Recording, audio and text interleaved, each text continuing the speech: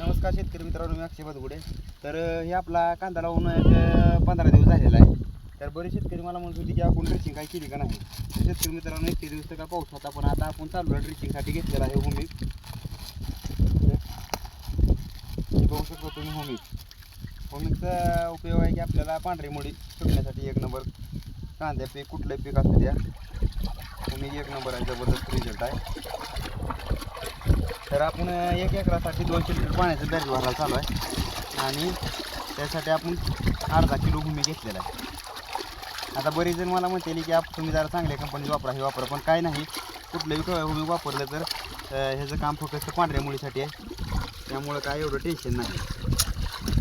आणि त्याच्याबरोबर आपण घेतलेला एव्हरगोल तर आपण जबरदस्त बुरशीनाशक आहे, कांद्याच्या रोपाला मारलेला आहे, फवारलेला आहे आणि बुडातनं पण सोडलेला आहे. तर ही एव्हरगोल 100 मिली 200 लिटर पाण्यासाठी 1 एकरासाठी. तर ही एव्हरगोल ड्रिपमधनं बी चालते आणि रेन पाईपमधनं बी चालतं वरनं मारायला, आणि खालनं बुडातनं सोडलं तरी चालतंय.